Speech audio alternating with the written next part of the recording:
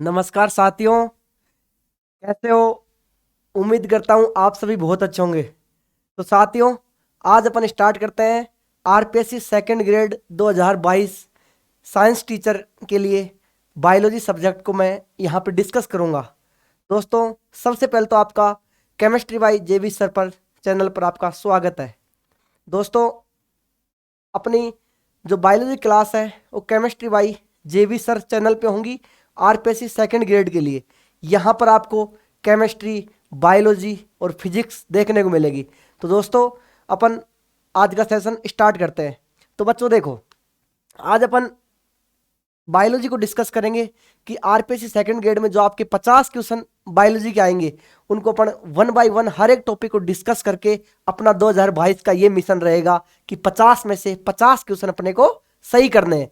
तो आओ साथियों, सब मिलकर इस बार RPSC second grade science teacher के लिए कुछ बेहतरीन करते हैं। अपन एक बायोलॉजी की दमदार शुरुआत करते हैं और हर एक टॉपिक को अपन बढ़िया से डेडिकेशन के साथ पढ़ेंगे और उसके बाद इसके क्वेश्चन करेंगे। अपने रोज के सेशन रहेंगे और आपको एग्जाम से पहले इस कदर तैयार कर दिया जाएगा कि आपको पेपर देखने के बाद अंदर से फील आएगा कि भाई मजा आ गया। ऐसा आपको तैयार किया जाएगा। तो दोस्तों, ये देखिए, सपना आपका है और कोशिश हमारी है। बिल्कुल आपको बेहतरीन सपने को देखना है, जीना है सपने को और मेहनत करनी है। बाकी हम आपके साथ हैं पूरी तरीके से। आपके संघर्ष में हम आपके साथ हैं। संघर्ष आप ही को करना है। हम केवल आपके साथ मेहनत कर सकते हैं, आपको बता सकते हैं कि किस प्रकार आपको सब्जेक्ट पढ़ना है, क्या पढ़ना है, क्या छोड़ना है। ये सब चीजें हम बताने वाले हैं। हम आपको बताएंगे कि किस प्रकार के क्वेश्चन करने हैं। यहाँ पर आपको पीवाईक्यू देखने को मिलेंगे, सब चीजें देखने को मिलेगी। तो दोस्तों, अपन डिस्कस करते हैं। अपन जो आरपीएससी सेकंड ग्रेड के बायोलॉजी के सिलेबस का बेहतरीन टॉपिक है, जो सीनियर सेकेंडरी और ग्रेजुएशन दोनों लेवलों पे टॉपिक है, जिसका नाम है सेल बायोलॉजी। क्या नाम है बच्चों? सेल बायोलॉजी अपन यहाँ पे आज शुरू करने वाले हैं। तो अपन जानेंगे बेटा कि सेल बायोलॉजी, सबसे पहले तो ये जो सेल बायोलॉजी है बहुत शानदार, बहुत बेहतरीन यूनिट है। लगभग लगभग इससे एक या दो क्वेश्चन आते हैं। इसमें अपन डिस्कस करने वाले हैं, सेल इंट्रोडक्शन पढ़ेंगे, सेल थ्योरी पढ़ेंगे, टाइप्स ऑफ सेल पढ़ेंगे, structure and function of cell पढ़ेंगे और सेल ऑर्गेनल को यहाँ पर अपन डिस्कस करेंगे। और ग्रेजुएशन लेवल पे अपन देखेंगे सेल डिवीजन को। ग्रेजुएशन लेवल पे भाई किसको देखने वाले अपन? सेल डिवीजन को, जिसमें अपन माइटोसिस डिस्कवर करेंगे और मियोसिस डिस्कवर करेंगे। इसके अलावा अपन इसमें पढ़ने वाले हैं सेल साइकिल भी अपन यहाँ पर डिस्कस कर लेंगे। ये बात हो गई आपके सेल बायोलॉजी यूनिट, आपकी मेजर यूनिट है। जो आपकी सेल बायोलॉजी है वो एक मेजर यूनिट है, इसको अपन यहाँ पर डिस्कस करने वाले हैं। इसी के साथ अपन डिस्कस करेंगे आज सेल बायोलॉजी। तो बच्चों, सबसे पहले अपन जानते हैं कि सेल बायोलॉजी होती क्या है। What is cell biology? अपन सबसे पहले यही जानते हैं कि ये जो सेल बायोलॉजी है ये होती क्या है। देखिए, सबसे पहले अपन ये जानेंगे कि सेल बायोलॉजी होती क्या है। तो मैं कहूँ, देखो यहाँ पर आपको हिंदी और इंग्लिश दोनों मीडियम देखने को मिलेंगे, क्योंकि कुछ बच्चे हिंदी में हैं और कुछ इंग्लिश में। तो अलग अलग अपन वीडियो लोड कर नहीं सकते क्योंकि इतना टाइम नहीं है। तो अपन दोनों मीडियम को कंसिडर करते हुए चलेंगे। तो बेटा, सेल बायोलॉजी होती क्या है? सबसे पहले मैं एक्सप्लेन करूं कि सेल बायोलॉजी एक बायोलॉजी की ऐसी ब्रांच है जिसमें cell structure, cell behaviour, cell function का स्टडी की जाती है। उसे क्या कहते हैं? Cell biology. तो मैं कह दूं यहाँ पर कि बायोलॉजी की वह शाखा या जीव विज्ञान की वह शाखा, जीव विज्ञान की वह शाखा, वह शाखा जिसमें जिसमें cell structure, comma cell function, comma cell behaviour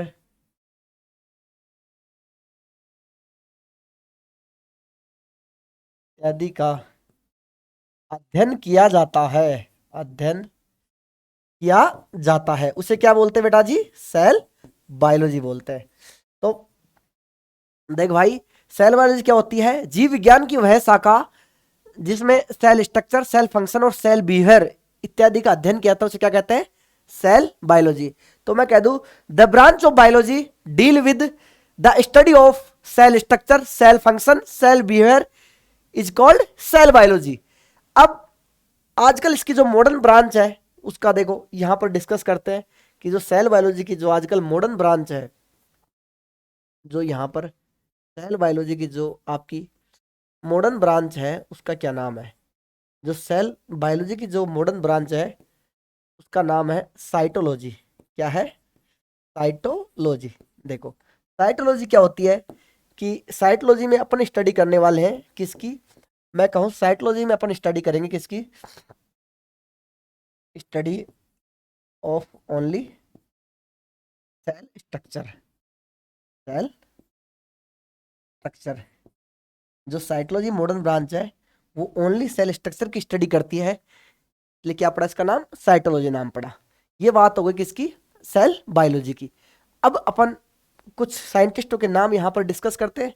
सबसे पहले बात करते हैं अपन फादर ऑफ, सबसे पहले बात करते हैं father of cell biology. Cell biology, सबसे पहले अपन सेल बायोलॉजी की फादर की यहां पर अपन बात कर रहे हैं तो फादर ऑफ सेल बायोलॉजी अपन बोलते हैं किसको? Robert Hooke. रॉबर्ट हुक को क्या बोलते हैं अपन? फादर ऑफ सेल बायोलॉजी बोलते हैं। अगली मैं बात करूं बेटा, अपन बात करेंगे father of cytology. Father of, जो साइटोलॉजी के फादर है इसको इनको बोला गया है सीपी स्वान। इसको जानते हैं अपन? सीपी स्वान। तो यहां पर बोलेंगे अपन सीपी स्वानसन को क्या बोलते हैं अपन? फादर ऑफ साइटोलॉजी बोलते हैं। अगली बात, अगला मैं डिस्क किया father of modern cell biology बोल सकते हैं अपन इसको। अगली अपन बात करते हैं, नेक्स्ट अपन चर्चा करते हैं father of Indian cytology. Indian cytology. तो जो इंडियन साइटोलॉजी के फादर हैं इनकी अपन बात करेंगे। इनका नाम है डॉक्टर अरुण कुमार शर्मा, ए के शर्मा। जो ए के शर्मा साहब है ये आपके फादर ऑफ इंडियन साइटोलॉजी है। और जो आपके फादर ऑफ साइटोलॉजी है ये बेटा सीपी स्वानसन है। और जो फादर ऑफ आपके सेल बायोलॉजी है ये आपके रॉबर्ट हुक है। अब इस क्रम में अपन आगे की बातें करेंगे। देखो भाई आवाज़ वगैरह सब चेक कर लो, आवाज़ वगैरह सबके पास ठीक आ रही है। इसके बाद अपन नेक्स्ट डिस्कस करने वाले हैं। इसको लाइक करो, वीडियो को सब्सक्राइब करो और सभी ग्रुपों में इसको आप शेयर कर दीजिए। शेयर करो भाई जल्दी से इसको, वीडियो को फटाफट इसको आप शेयर कर दीजिए। इसके बाद अपन आगे की बातें करते हैं। हाँ जी भाई इसको शेयर कर दीजिए, वीडियो को फटाफट आप सेशन को शेयर करिए। अब नेक्स्ट अपन बात करते हैं, अगली अपन बात करेंगे कि स्टोरी ऑफ सेल की बातें करते हैं। सबसे पहले अपन जानेंगे बेटा जी सेल क्या होती है। अपन जानेंगे यहाँ पर कि सेल क्या होती है। सेल अलग अलग सब्जेक्ट में हमको अलग अलग देखने में मिला। फिजिक्स में सेल का मतलब बैटरी होता है, या कॉमर्स में सेल का मतलब बेचना होता है, या आप किसी दुकान पे जाओ तो किसी लेडीज के साथ जाओ तो सेल का मतलब खरीदना होता है। हर एक मायने अलग अलग है। अपन यहाँ पे बायोलॉजी में सेल की बात करें जिसका मतलब होता है कोशिका। ये होती क्या है? आखिर कोशिका के बिना जीवन का अस्तित्व क्यों नहीं है, इसकी बात अपन करते हैं। तो कोशिका को मैं बोलता हूं, कोशिका सबसे पहले क्या है? Fundamental unit of body. क्या है जी कोशिका? Fundamental unit of body. इसके अलावा अपन बात करें structural and functional unit of body. इसके अलावा अपन बात करें, इसको अपन क्या बोल सकते हैं कि सेल किसी भी ह्यूमन बॉडी की या किसी भी ऑर्गेनिज्म की बॉडी की स्ट्रक्चरल और फंक्शनल यूनिट होती है, या मैं कहूँ फंडामेंटल यूनिट ऑफ बॉडी होती है, या मैं कहूँ heredity heredity unit of organism. किसी भी ऑर्गेनिज्म की जो हेरिडिटी यूनिट होती है वो भी क्या होती है, सेल होती है। क्या होती है, सेल होती है। तो यहाँ पे अपन को पता लगा कि सेल क्या होती है। जैसे अपन बात करते हैं सबसे पहले अपन कि ये सेल होती क्या है। देखो, दुनिया में किसी भी लिविंग ऑर्गेनिज्म का निर्माण है, ये जैसे आपके सामने कोई भी मान लो लिविंग ऑर्गेनिज्म है, लिविंग ऑर्गेनिज्म है, दुनिया में किसी भी लिविंग ऑर्गेनिज्म का सेल के बिना एग्जिस्टेंस ही नहीं है। मतलब आप ऑर्गेनिज्म बोलोगे तो सबसे पहले क्या बोलना पड़ेगा आपको, सेल।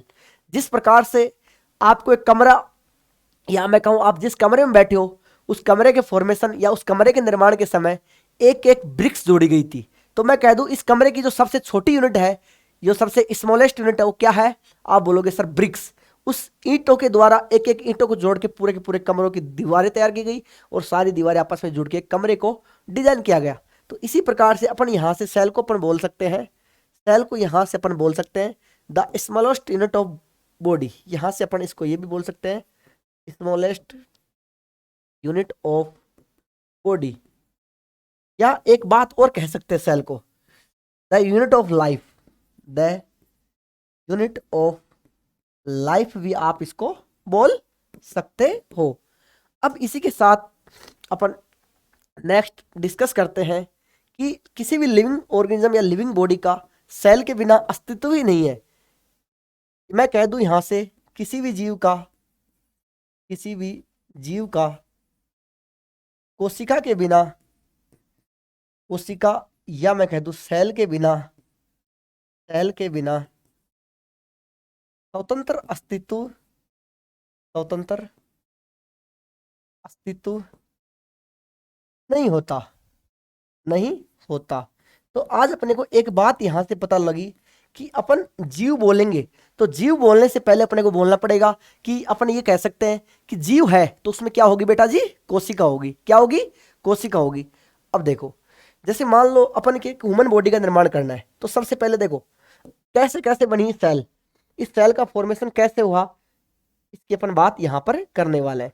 सबसे पहले आप ये देखो, ये बायोमोलिक्यूल आपके सामने क्या है जी, बायोमोलिक्यूल। मैं कह दूं जैव अणु, क्या है बेट, जैव अणु है भाई। देखो जैव अणु आपको पता है ये कार्बनिक या मैं कह दूं अकार्बनिक होते हैं, कार्बनिक और अकार्बनिक। मुख्य रूप से तो क्या होते हैं, कार्बनिक ही होते हैं। अब देखो जो कार्बनिक अणु है, या मैं सीधा सीधा कह सकता हूं कि जो कार्बोहाइड्रेट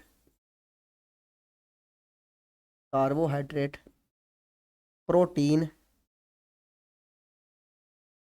और जो आपका क्या है वसा, ये मुख्य रूप से तीन कार्बनिक जो बायोमोलिक्यूल हैं ये हैं।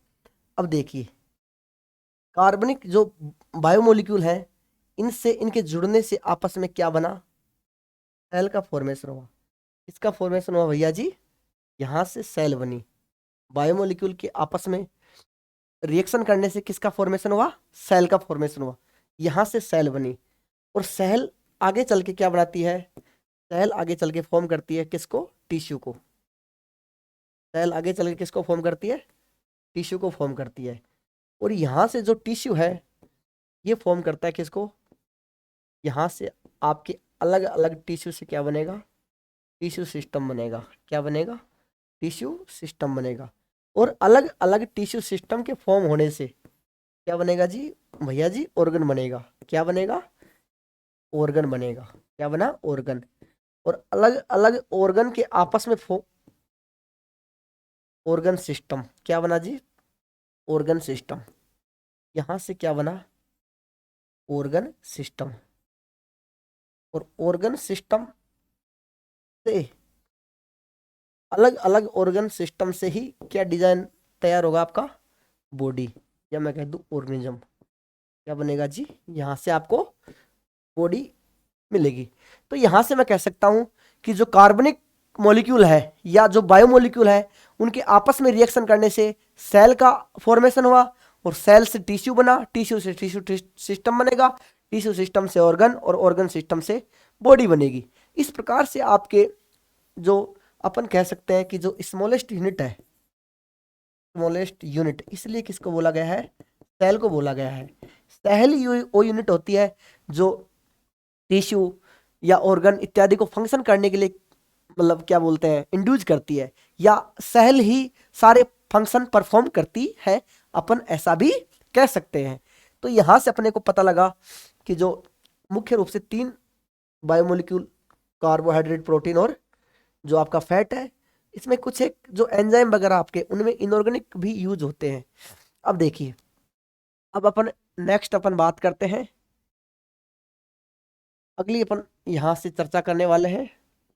नेक्स्ट अपन चर्चा करते हैं, अब अपन बात करेंगे स्टोरी ऑफ सेल की। कोशिका के इतिहास की अपन थोड़ी सी बातें करते हैं।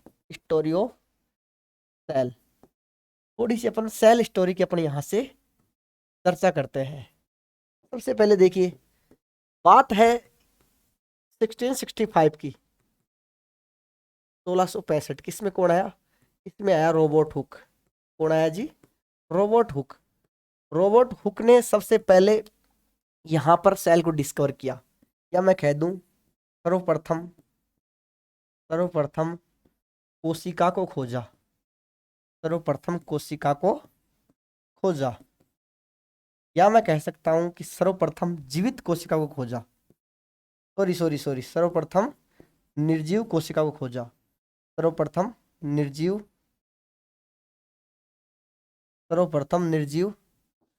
कोशिका को खोजा, सर्वप्रथम निर्जीव कोशिका को खोजा। यहां से अपन 2 बात कह सकते हैं। अब देखिए, जो रॉबर्ट हुक है, इसकी अपन थोड़ी सी चर्चा करते हैं कि इसने क्या खोजा था, क्या इसने सेल खोजा था या और कुछ खोजा था, इसकी बात अपन करते हैं। अब देखिए, रॉबर्ट हुक ने Spanish oak, Spanish oak, Spanish oak, Spanish जो ओक प्लांट है, इस प्लांट किसने कोर्क, एक कोर्क फीस काटे इसने, कोर्क फीस काट के जब उन कोर्क पीसों को कंपाउंड माइक्रोस्कोपिक से देखा, कंपाउंड माइक्रोस्कोप से उसने देखा, तो उसको बड़े बड़े ब्रैकेट दिखाई दिए, उसको ऐसे बड़े बड़े ब्रैकेट दिखाई पड़ते हैं, ऐसे बड़े बड़े उसको ब्रैकेट दिखाई पड़ते हैं। और इन ब्रैकेटों को उसने नाम दिया, या मैं कह दूं टर्म गिवन बाई सेल्यूला, सेल्यूला उसको उसने इनको टर्म दिया। और आज की डेट में टुडे नोन एज, मैं कह सकता हूं यहां से today known as cell, today known as cell. ये जो सेलुला उसने प्रपोज किया था, इन सेलुला को ही आज की डेट में क्या बोलते हैं, इनको अपन सेल बोलेंगे। अब यहाँ पे कोई पूछा आपको कि सबसे पहले इसने क्या डिस्कवर किया था रियल में, या मैं कह दूं रोबोट हुक को, यहां से मैं एक बात कह सकता हूं। नेक्स्ट बात अपन यहां से ये कह सकते हैं कि रोबोट हुक को, या मैं कह दूं हुक ने रोबोट हुक ने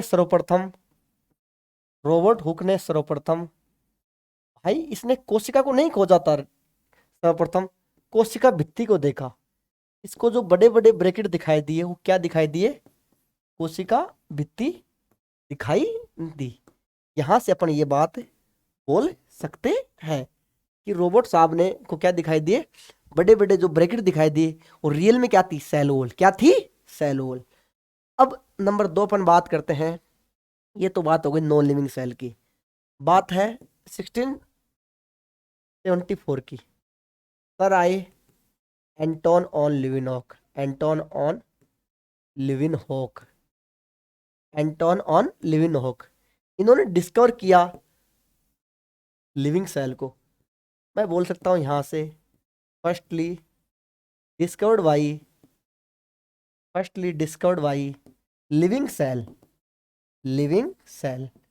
लिविंग सेल को सर्वप्रथम यदि किसी बंदे ने डिस्कवर किया था वो थे एंटोन लिविनोक। 1674 में इन्होंने डिस्कवर किया था। अब सबसे पहले इन्होंने अलग अलग, मैं कह दूं, bacteria, mature RBC, protozoa, mammalian sperm, इन सब पर इसने काम किया था और इनको इसने नाम दिया था एनिमल क्यूलीज, या मैं यहां से कह दूं term given by animalcules. Animalcules इसने यहां से टर्म डिफाइन की थी। यहां से अपन ऐसा कह सकते हैं एनिमल क्यूलीज इन्होंने टर्म यहां से डिफाइन की थी। इन सबको क्या बोला था, जो आपका बैक्टीरिया है, मैच्योर आरबीसी है, प्रोटोजोआ है, मैमेलियन स्पर्म है, इन सब को इसने बोला एनिमल क्यूलीज, और यहीं से इसने लिविंग सेल को डिस्कवर किया था। तो ये बात हो गई स्टोरी की। नेक्स्ट अपन बात करते हैं, सेल थ्योरी को जानते हैं। सबसे पहले जो इस चैप्टर का जो बेसिक पार्ट है या जो सबसे बेसिक थ्योरी है वो क्या है, सेल थ्योरी। तो यहाँ से अपन सेल थ्योरी को पढ़ते हैं कि ये सेल थ्योरी क्या है। सेल थ्योरी, या मैं कहूँ कोशिका सिद्धांत। सबसे इंपॉर्टेंट रोल प्ले करता है इस चैप्टर का। यहां से मैं कह सकता हूं आपको कोशिका सिद्धांत अपन डिस्कस करने वाले हैं। कोशिका सिद्धांत को यहां से अपन डिस्कस करेंगे भाई। देखिए, सबसे पहले सेल थ्योरी प्रपोज किसने की, दो साइंटिस्ट थे। सबसे पहले मैं कहूं दो साइंटिस्ट थे, एक बोटनिस्ट था, एक कौन था, एक बोटनिस्ट था और दूसरा जूलॉजिस्ट था। दूसरा कौन था, जूलॉजिस्ट था। या मैं कह दूं हिंदी में अपन बात करें तो यहां मैं कह सकता हूं वनस्पति शास्त्री था। ये तो कौन था जी, वनस्पति शास्त्री बोल दे इसको, या इसको अपन क्या बोल सकते हैं, प्राणी विज्ञान शास्त्री। देखो नाम भी कैसे हैं, दो शास्त्री थे। इसको अपन बोटनिस्ट बोलते हैं, तो क्या बोलते हैं, बोटनिस्ट, और इसको बोलते हैं जूलॉजिस्ट। तो अपन जूलॉजिस्ट बोल सकते हैं और इसको अपन बोटनिस्ट बोल सकते हैं। ये था जर्मनी का, ये क्या था, जर्मन, और ये था ब्रिटिश, ये क्या था, ब्रिटिश, और ये इसका नाम था स्लाइडन, या मैं कह दूं एमजे स्लाइडन। एमजे स्लाइडन,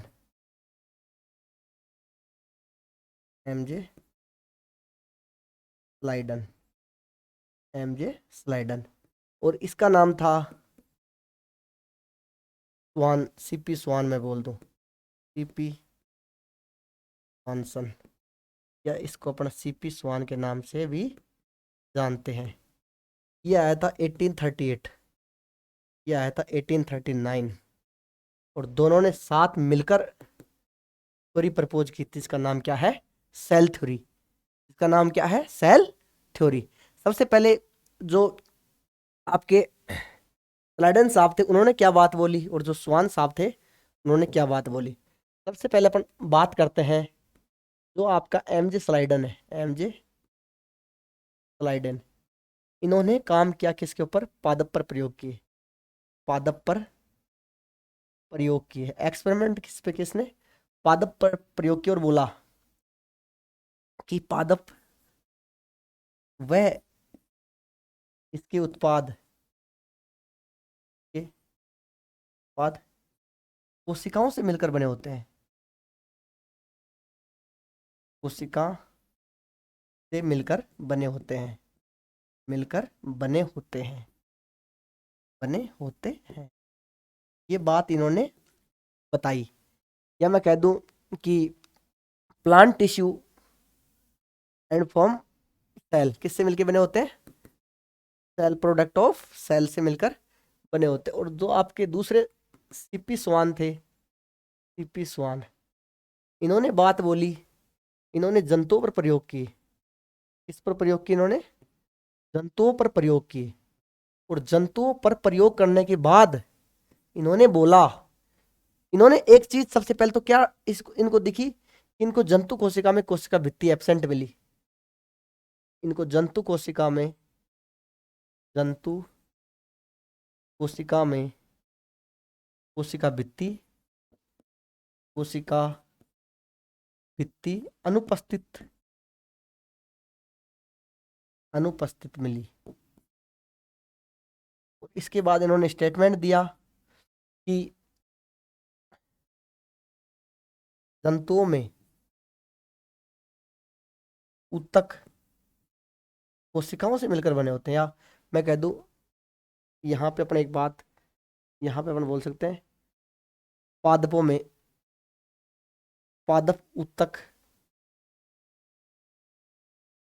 वह इसके उत्पाद में, ये उत्पाद किससे मिलकर बने, इसके उत्पाद कोशिका से मिलकर बने होते हैं।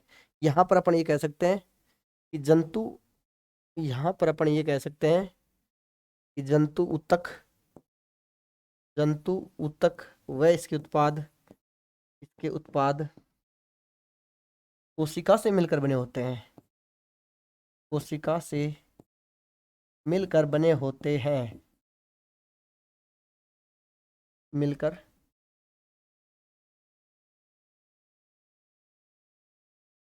मिलकर बने होते हैं, मिलकर बने होते हैं।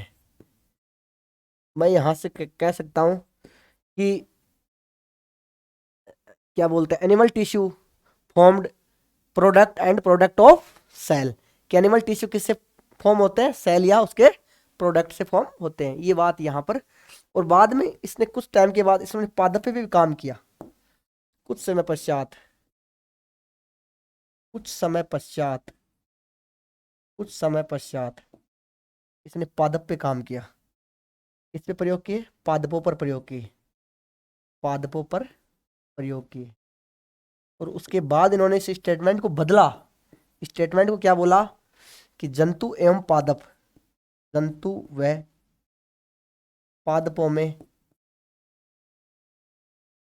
ऊतक कोशिकाओं से मिलकर बने होते हैं, कोशिकाओं से मिलकर बने होते हैं, मिलकर बने होते हैं, ये बात होते हैं।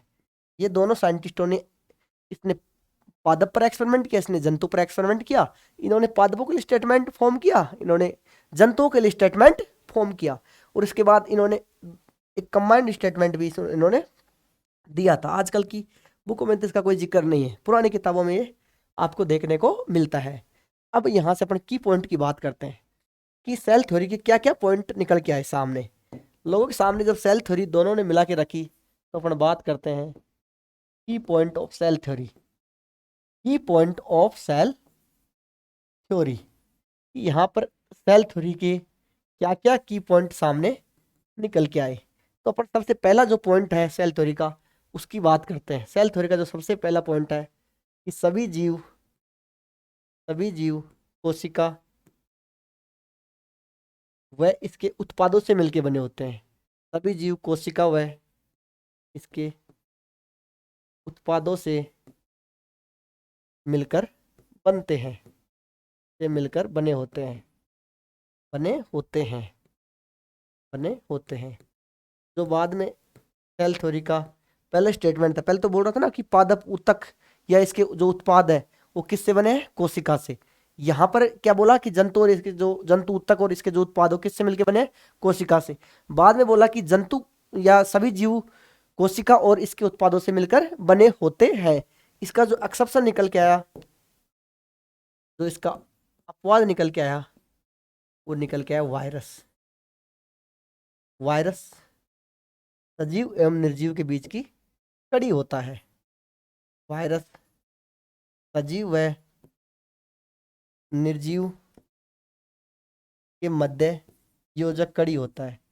योजक कड़ी, इसमें तो कोशिका होती नहीं है। तो सबसे पहला जो आपका स्टेटमेंट था, इसका एक्सेप्शन क्या निकल के आया? वायरस। अगले स्टेटमेंट की अपन बात करते हैं। तो जो नंबर 2 स्टेटमेंट है वो क्या कहता है?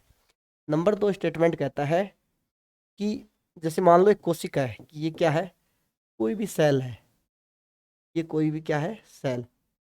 सबसे पहले इस सेल में क्या होगा? एक न्यूक्लियस होगा। इस सेल में क्या होगा? एक न्यूक्लियस। ये क्या है? एक न्यूक्लियस।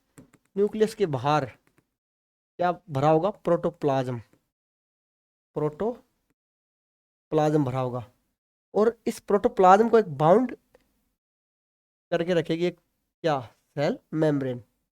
यहाँ पर एक सेल मेम्ब्रेन प्रेजेंट होगी। सेल मेम्ब्रेन प्रेजेंट होगी और बाहर क्या प्रेजेंट होगी? Cell wall.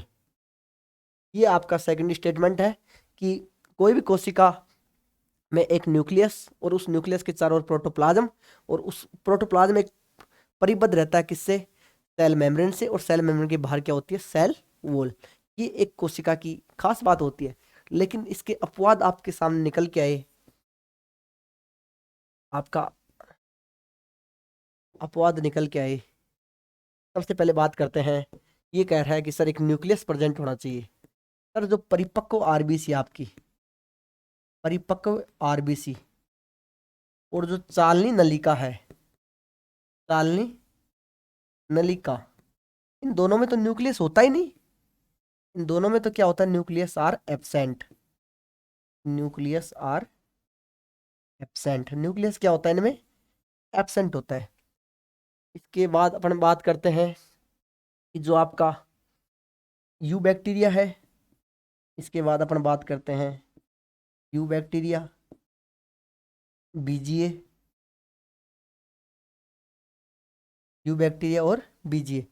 इनमें कम विकसित न्यूक्लियस पाया जाता है। कम विकसित केंद्रक प्रेजेंट होता है। कम विकसित केंद्रक प्रेजेंट होता है। इसलिए ये भी क्या हो गए? इसके एक्सेप्शन हो गए। इसके अलावा अपन बात करते हैं कि बहुत सारी कोशिका ऐसी होती है जिनमें एक से अधिक न्यूक्लियस प्रेजेंट होता है। जैसे आपका फाइकोमाइसीटीज, इसमें क्या होता है? मल्टी न्यूक्लिएटेड होती है। तो आपका जो यहाँ पे अपन एक और लिख सकते हैं, फाइकोमाइसीटीज कवक।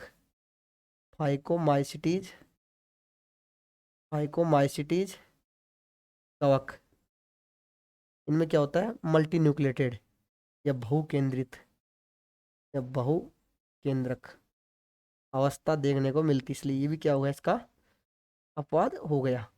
तो यहाँ पर दोनों स्टेटमेंटों को देख के अपनों ने अपवाद निकाला। कभी कभी क्वेश्चन पूछता है कि सेल थ्योरी किसके ऊपर अप्लाई नहीं होती। तो सबसे पहले अगर ऑप्शन अलग अलग है तो आप टिक करोगे वायरस को, और यदि ऑप्शन ऑल ऑफ दीज है तो आप फिर ऑल ऑफ दीज भी टिक कर सकते हो। ये डिपेंड करता है क्वेश्चन पे। ये आपकी सेल थ्योरी है। अब जो drawback of cell theory, cell theory का ड्रॉबैक क्या था? अपन बात करते हैं यहाँ पर drawback of cell theory. Drawback of cell theory की मैं बात करूं यहाँ से, ड्रॉबैक ऑफ सेल थ्योरी, इस सेल थ्योरी के क्या क्या ड्रॉबैक थे इनकी अपन बात करते हैं। तो सबसे पहले बात करते हैं कि सेल थ्योरी एक्सप्लेन नहीं कर पाई कि नए जीवों का निर्माण कैसे होता है। तो अपन यहां से कह सकते हैं कि सेल थ्योरी कोशिका सिद्धांत, कोशिका सिद्धांत नई कोशिकाओं, नई कोशिकाओं के के निर्माण को नहीं समझा पाया, निर्माण को नहीं समझा पाया, नहीं समझा पाया। सेल थ्योरी एक्सप्लेन नहीं कर पाई कि किस प्रकार से सेल डिवाइड होती है और किस प्रकार से फॉर्म होती है।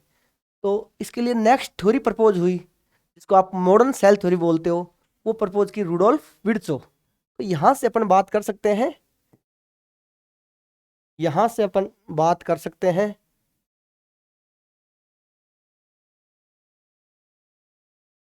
यहां से अपन बात कर सकते हैं नेक्स्ट अपन बात करते हैं modern cell theory, modern cell theory की अपन बात करते हैं कि जो मॉडर्न सेल थ्योरी है वो किसने प्रपोज की। सबसे पहले बात करते हैं कि जो मॉडर्न सेल थ्योरी है वो प्रपोज की 1855 में आई, और ये प्रपोज की किसने, रूडोल्फ विर्ट्जो, रूडोल्फ रूडोल्फ विर्ट्जो, रूडोल्फ विर्ट्जो साहब ने ये थ्योरी प्रपोज की। इन्होंने क्या बोला, रूडोल्फ विर्ट्जो, जो रूडोल्फ विर्ट्जो है, इन्होंने बोला कि नई कोशिकाओं का निर्माण, यहाँ पे एक स्टेटमेंट दिए इन्होंने, ओमनी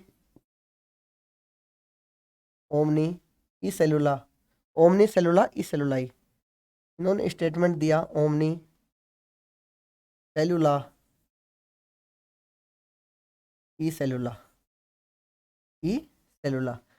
इन्होंने बोला कि नई कोशिकाओं का निर्माण पूर्व स्थित कोशिकाओं के विभाजन से होता है। तो यहां से इन्होंने बोला नई कोशिकाओं का निर्माण, नई कोशिकाओं का निर्माण, नई कोशिकाओं का निर्माण पूर्व स्थित पूर्व स्थित पूर्व स्थित कोशिकाओं के विभाजन से होता है, के विभाजन से होता है, विभाजन से होता है, विभाजन से होता है।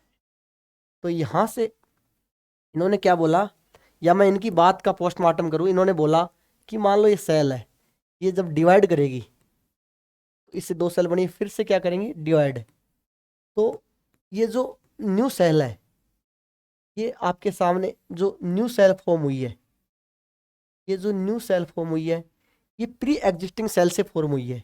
ये क्या है, प्री एग्जिस्टिंग सेल। इस प्री एग्जिस्टिंग सेल के डिवाइड करने से क्या हुई है, ये फॉर्म हुई है, डिवाइड करने से क्या हुई है, फॉर्म हुई है। तो यहाँ से जो फाइनल शेप है, जो आपकी मॉडर्न सेल थ्योरी, रूडोल्फ विर्ट्जो साहब का स्टेटमेंट था, इसको मिला के सेल थ्योरी को फाइनल शेप दिया गया।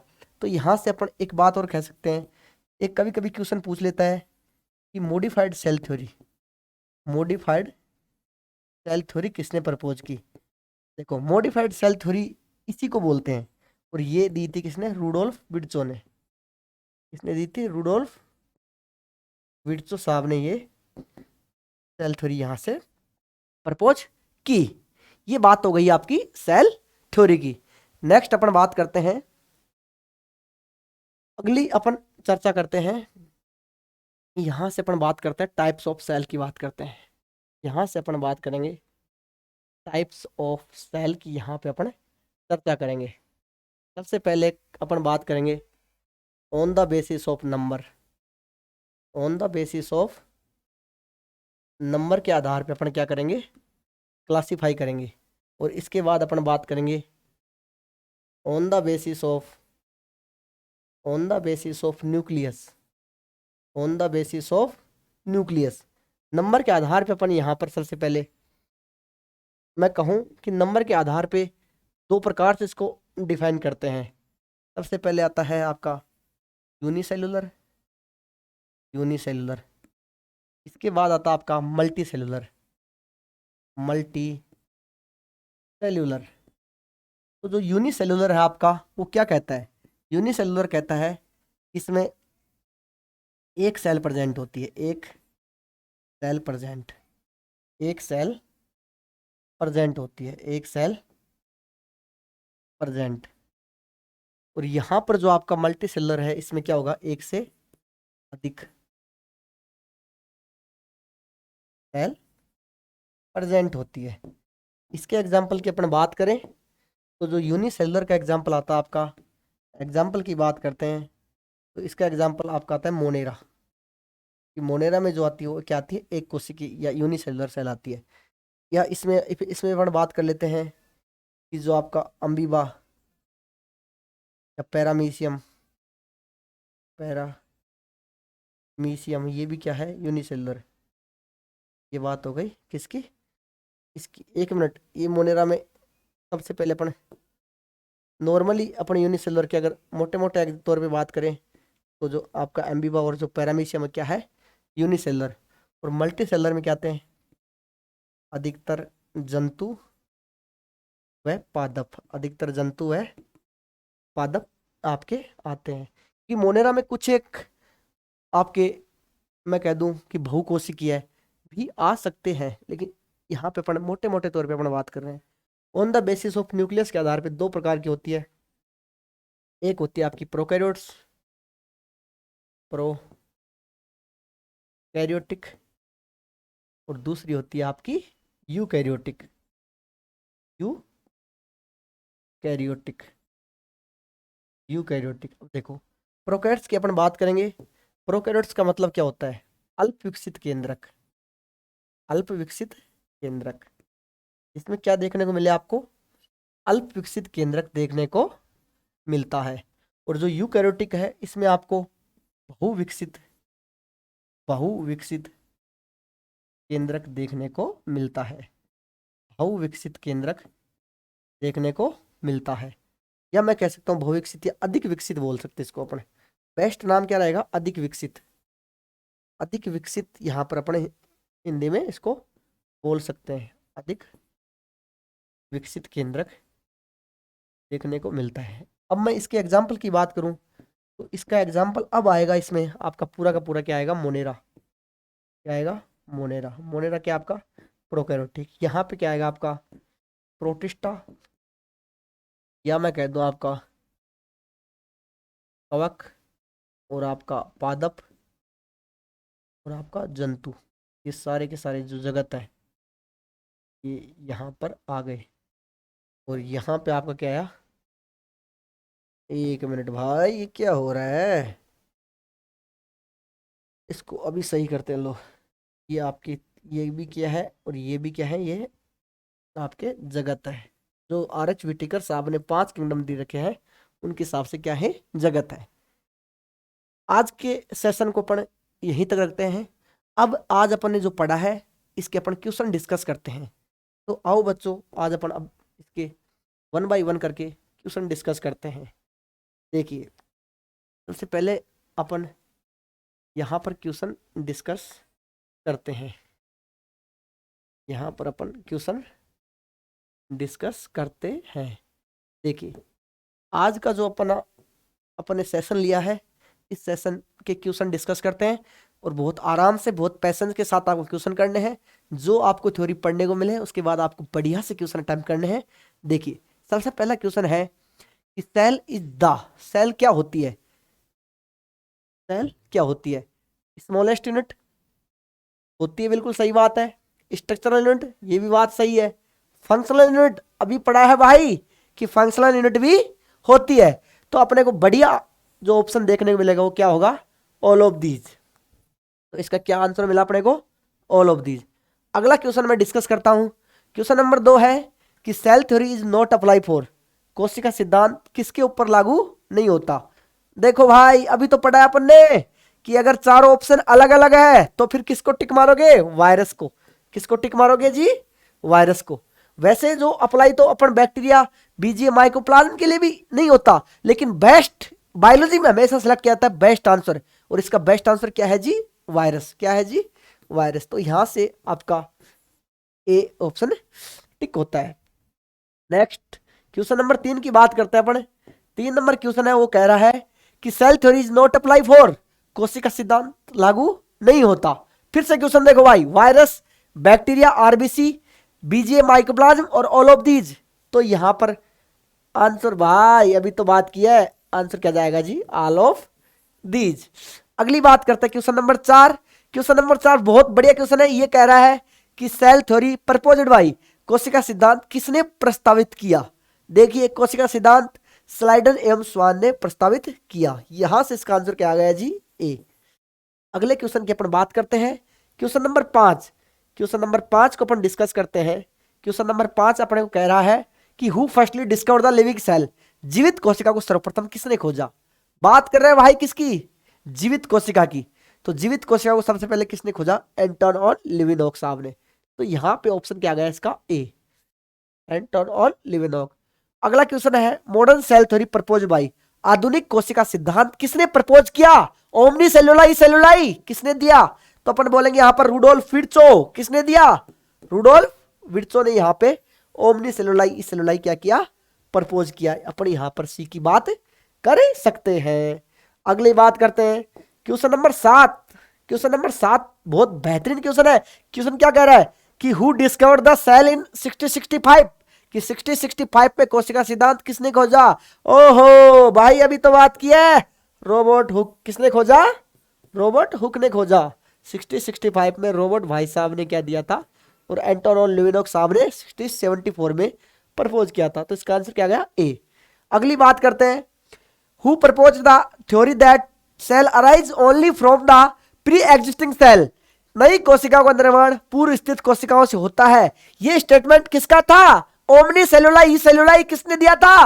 रुडोल्फ विर्चो ने। किसने दिया था? रुडोल्फ विर्चो ने। तो यहां से ऑप्शन क्या गया जी? बी। अगली अपन बात करते हैं अगला क्वेश्चन नंबर 9 आपके सामने है। क्वेश्चन नंबर 9 क्या कह रहा है? क्वेश्चन नंबर 9 कह रहा है कि cell wall is absent in कि सेल वॉल किस में एब्सेंट होगी? इस क्वेश्चन को अगले सेशन में आपके समझ में आएगा। फिर भी आप देख लीजिए कि प्रोकैरियोटिक में सेल वॉल क्या होती है भाई साहब? प्रेजेंट होती है। यूकैरियोटिक में भी क्या होती है? प्रेजेंट होती है। मैं फिर से कहूं कि सेल वॉल और सेल मेम्ब्रेन, बात करें प्रोकैरियोटिक की या यूकैरियोटिक की, दोनों में क्या होगी? प्रेजेंट। इसलिए आंसर क्या गया जी इसका? सी। और लास्ट क्वेश्चन आपका बहुत शानदार क्वेश्चन है। यह क्वेश्चन क्या कह रहा है आपका कि DNA is mainly found in DNA मुख्यतः उपस्थित होता है न्यूक्लियस न्यूक्लियस और cytoplasm cytoplasm all of these. तो इसका जो बेस्ट आंसर है वो क्या है जी? न्यूक्लियस। मेनली कहां पाता है? न्यूक्लियस में देखने को मिलता है। आज का सेशन अपना यहीं तक रहेगा। आज अपना फर्स्ट सेशन था इसलिए थोड़ा सा अपन इसको छोटा करते हैं। इसके बाद सेशन अपन 1 बाय 1 करते हुए हर एक चैप्टर के अपन यहाँ पर सेशन लेके आएंगे। बढ़िया बढ़िया सेशन होंगे और बढ़िया बढ़िया आपको PYQ क्वेश्चन देखने को मिलेंगे, पॉलिटिक्स क्वेश्चन देखने को मिलेंगे।